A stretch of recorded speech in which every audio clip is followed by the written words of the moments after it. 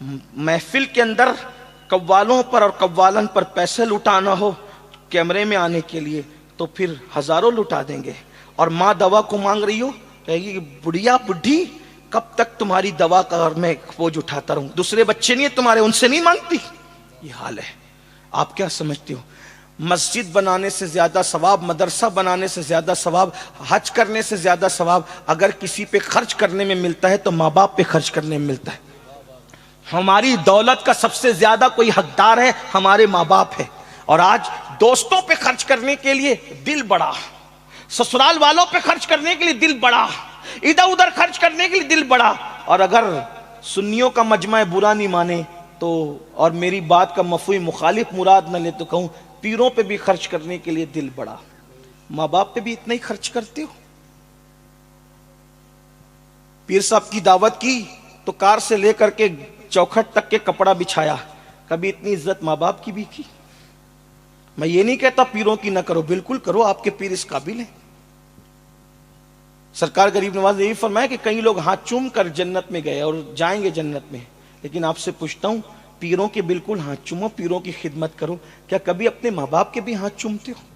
انہیں چلا چلا کر ڈانٹ کے بٹھانے والوں کیا سمجھتے ہو غریب نواز کیا فرماتے؟ سنو, غریب نواز فرماتے ہیں ایک بندہ قیامت کے دن آئے گا, پہاڑوں جیسی نیکیاں لے کر آئے گا. جب اس کی نیکیاں میزان پہ رکھی جائے گی تو نیکیوں کا پلڑا بھاری ہوگا. وہ خوش ہو رہا ہوگا کہ میری نیکیوں سے نیکیوں کا پلڑا بھاری ہو گیا. اتنے میں ایک چھوٹا سا کاغذ کا ٹکڑا گناہ کے پلڑے میں گرے گا اور گناہ کا پلڑا بھاری ہوگا, نیکیوں کا پلڑا ہلکا ہو جائے گا. حکم ہوگا اس کو منہ کے بل گھسیٹتے ہوئے جہنم میں لے جاؤ. جس وقت اسے جہنم میں منہ کے بل گھسیٹتے ہوئے لے جا رہے ہوں گے وہ کہے گا جہنم میں تو جا رہا ہوں لیکن مجھے یہ راز تو بتا دیا جائے, یہ کاغذ کے چھوٹے سے ٹکڑے پر آخر کیا لکھا ہوا تھا جس نے میری ساری زندگی میں کی نیکی کا پلڑا ہلکا کر دیا, پہاڑوں جیسی نیکیوں کو ہلکا کر دیا, بے اوقت کر دیا میری نیکیوں کو. اس چھوٹے سے کاغذ کے ٹکڑے میں لکھا کیا تھا؟ تو جواب آئے گا بندے تو نے ایک مرتبہ اپنی ماں سے یا اپنے باپ سے چلا کر بلند آواز سے بات کی تھی, یہ چلانے کی نحوست لکھی تھی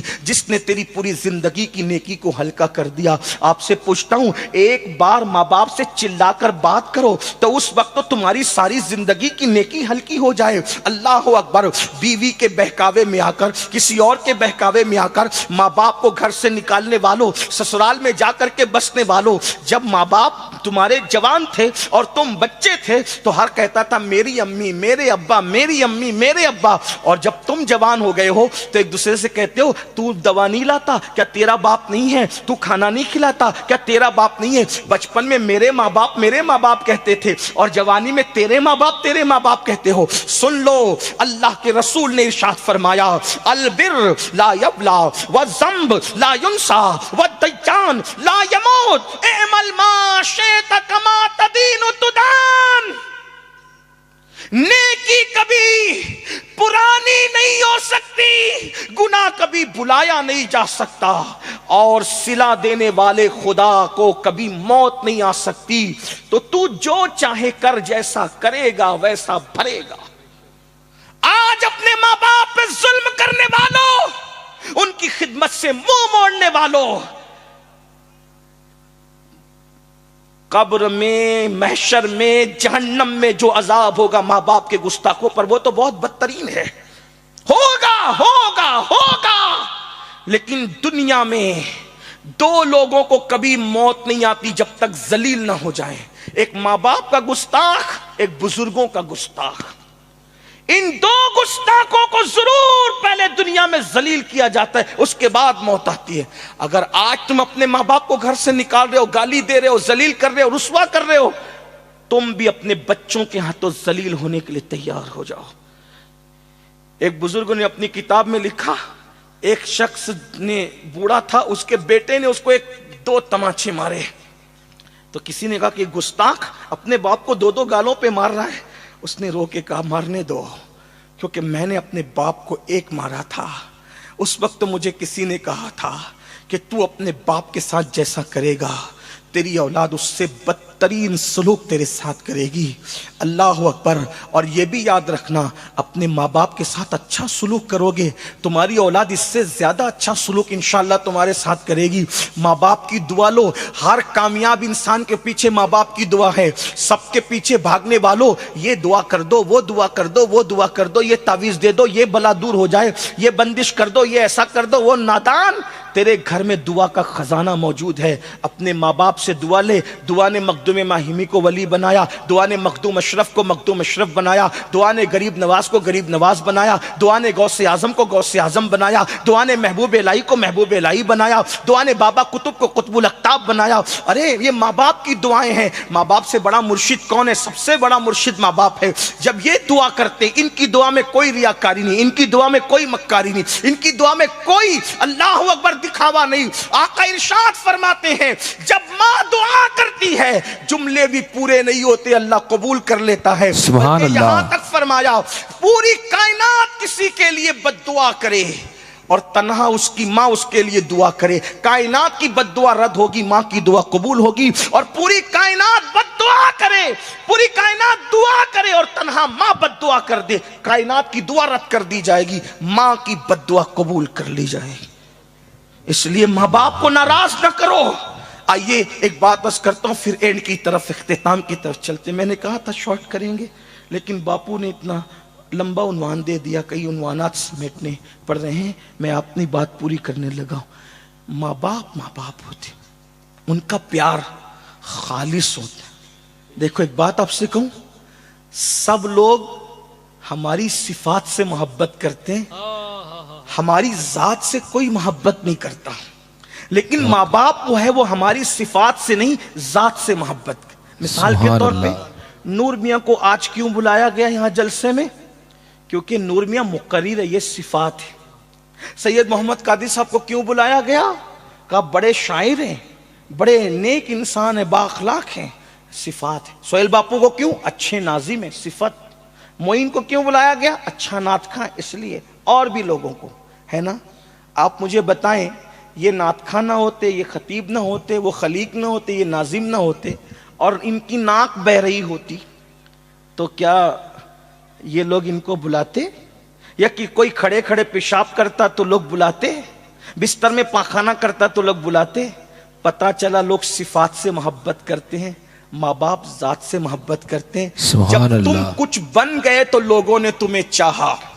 سسرال والوں نے اس لیے اپنایا کہ تیرا کاروبار اچھا تھا, تیری صورت اچھی تھی, تو نوجوان تھا, ہٹا کٹا, اس لیے اپنایا. بیوی اس لیے بیوی بنی کہ تو اس کا حق ادا کرنے کے قابل تھا. صفت کی بنیاد پہ بیوی تیری بیوی بنی, سسرال والے صفات کی بنیاد پہ تجھے داماد بنائے. لیکن جس دن تیری ناک بہتی تھی اور جس دن تو بستر میں پیشاب کرتا تھا, پاخانہ کرتا تھا, نہ تو ادیب تھا, نہ خطیب تھا, نہ مفکر تھا, نہ دائی تھا, نہ ناظم تھا, نہ نعت خواں تھا, تو صرف انسان تھا. اس وقت تو ماں اپنے دوپٹے سے ناک پوچھ کے کہتی تھی میرا لال. جب سبحان اللہ پیشاب کرتا تھا ماں سینے سے لگا کے کہتی تھی میرا چاند. آپ سے پوچھنا چاہتا ہوں, ان ماں باپ کو ہم نے صلہ کیا دیا جس کے وجود پر پیشاب کر کر کے تم جوانی کی دہلیز پر پہنچے ہو, جن کے بستروں کو تم نے ناپاک کر کے تم نے جوانی کی منزلیں طے کی ہے.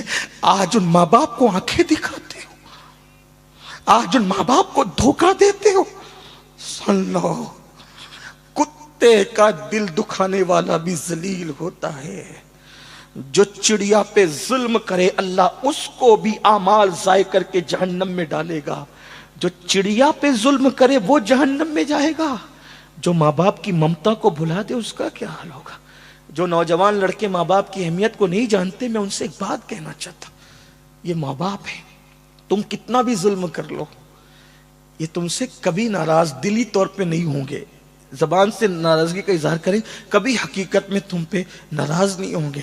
میں نے ایک آرٹیکل پڑھا تھا جب میں اسکول پڑھتا تھا, غالباً جونیئر کالج میں نیا نیا داخلہ ہوا تھا. اس وقت ایک آرٹیکل پڑھا تھا, اس نے مجھے بہت رلایا تھا.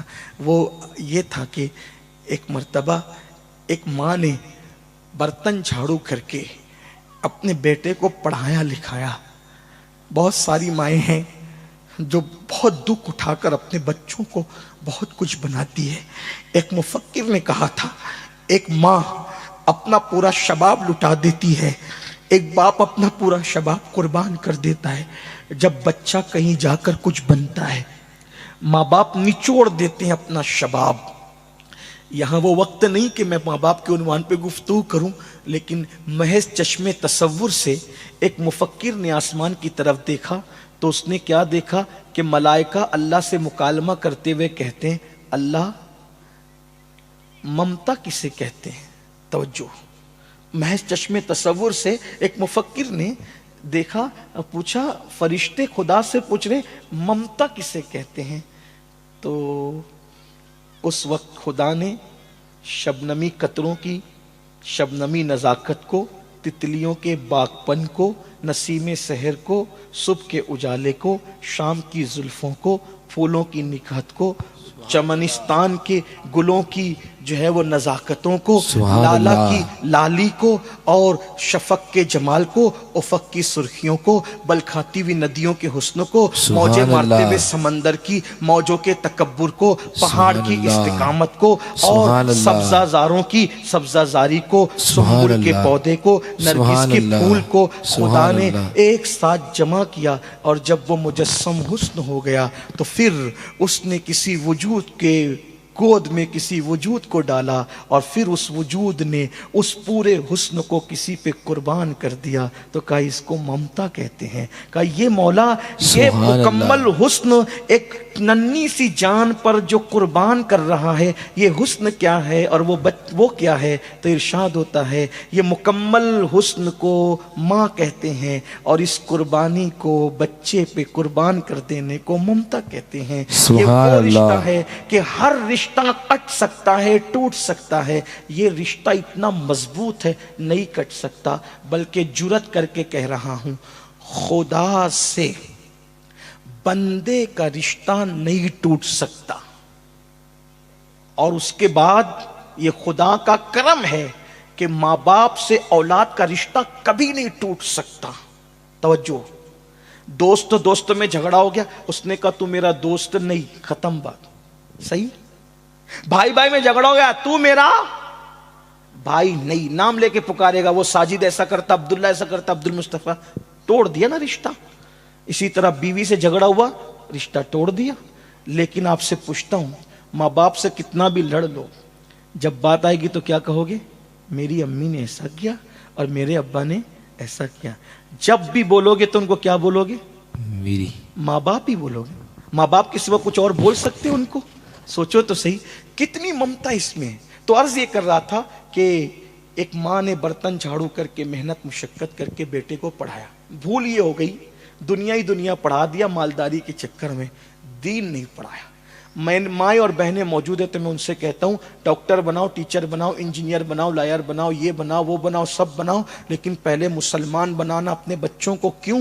ڈاکٹر بنانا فرض نہیں، انجینئر بنانا فرض نہیں، لائر بنانا فرض نہیں، جج بنانا فرض نہیں، لیکن بچوں کو مسلمان بنانا فرض ہے۔ اگر مسلمان نہیں بنایا تو جہنم میں جلنے کے لیے تیار ہو جاؤ۔ ماں نے بنا دیا، پڑھا لکھا دیا، شادی کر دی، اچھے گھرانے میں شادی ہو گئی، پڑھی لکھی بہو آئی، تو بہو تو ساس کو موجنے کے لیے گننے کے لیے تیار نہیں تھی۔ بہو نے بیٹے سے کہا دیکھو جی، بچہ پیدا ہو گیا، تمہاری ماں کو اب میں برداشت نہیں کر سکتی، یہ تمہاری ماں کھانستی ہے، اس کو کچھ شعور نہیں ہے، یہ جاہل ہے، ان پڑھ ہے، ایسا ہے ویسا ہے، میں اس کا بوجھ نہیں اٹھا سکتی۔ اچھا پھر یا تو اپنی ماں کو رکھو یا تو مجھے رکھو، کیا فیصلہ کرنا ہے؟ ظالم بیٹے نے فیصلہ کیا ماں کا انتظام ہو جائے گا۔ ایک لوتا بیٹا تھا، ماں نے برتن جھاڑو کر کے پڑھایا تھا، محنت سے پڑھایا تھا۔ کاش کہ میرے دل کا درد، میں کوئی خطابت نہیں کر رہا ہوں، خطابت تو ہو چکی، کاش کہ میرے دل کا درد میری قوم کے جوان محسوس کر لیں۔ کتنی محنتوں سے کسی کی جوانی اجڑتی ہے نا، جب کوئی جا کر جوان ہوتا ہے۔ ماں اپنے جگر کا لہو ایک بچے کے حلق میں دودھ کی شکل میں منتقل کرتی ہے جب کوئی جا کر کے جوان ہوتا ہے۔ ایک باپ سردی، گرمی، برسات کچھ بھی دیکھے بغیر اپنا پورا شباب کسی پر نچھاور کر دیتا ہے جب کوئی جا کر کے جوان ہوتا ہے. مگر ظالم بیوی کے کہنے پہ ظالم شوہر نے کہا ماں کا انتظام کر دیں گے. اور اس نے ایک دن ماں سے کہا امی میں تمہیں آج کہیں گھمانے لے جانا چاہتا ہوں.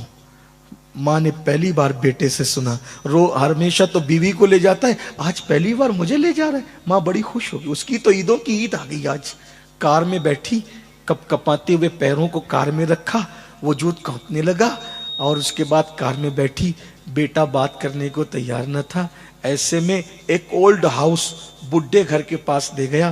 وہاں ماں کو زینے پہ بٹھایا. اب بٹھا کے کہا ماں دیکھو میں چلتا ہوں, دیر نہیں کر سکتا کیونکہ کوئی دیکھ لے گا. ماں میری بیوی کہتی ہے کہ وہ تمہارے ساتھ نہیں رہ سکتی, اس لیے میری بیوی اپنا گھر بچانے کے لیے, یہ اولڈ ہاؤس ہے, بڈھا گھر ہے, یہاں عورتیں بڑے میاں بوڑھی عورتیں بوڑھے مرد یہاں رہتے ہیں, اب تم کو یہاں رہنا ہے. اچھا میں چلتا ہوں, ٹھیک ہے. یہ کہہ کے کار میں بیٹھا. ماں کی تو دنیا اجڑ گئی.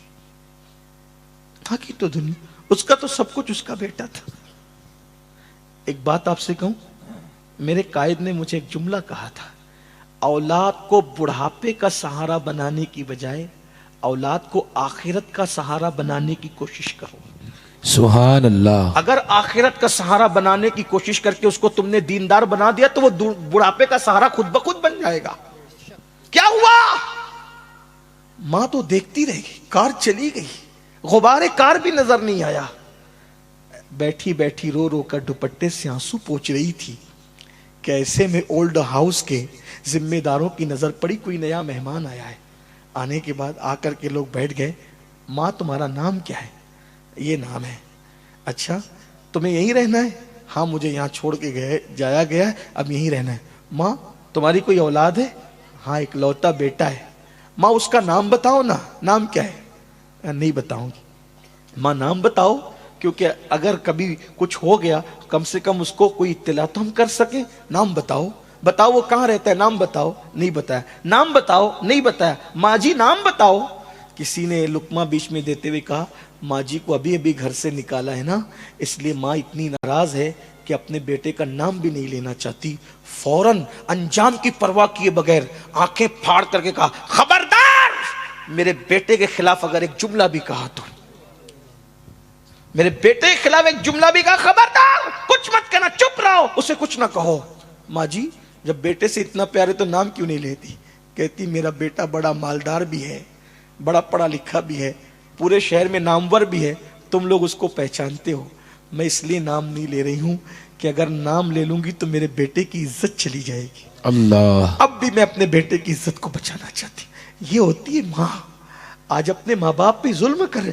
پسند کی شادی کا بھوت اتنا سوار ہے آج کے لڑکے اور لڑکیوں کو کہ ماں باپ کو چھوڑ کے, یاد رکھو ماں باپ کو ناراض کر کے مسجد جاتے ہو تو اللہ تمہارے سجدوں کو تمہارے منہ پہ مار دیتا, رد کر دیتا ہے. ماں باپ کو ناراض کر کے حج کرتے ہو, اللہ حج کو رد کر دیتا ہے. ماں باپ کو ناراض کر کے جن کا حج اور نماز قبول نہ ہو ان کی شادیوں میں برکت کیسے ہو سکتی ہے؟ اپنے ماں باپ کو خوش کرو, راضی کرو, ان کی دعا لو, اس لیے کہ وہ تمہارے سب سے بڑے مرشد ہے.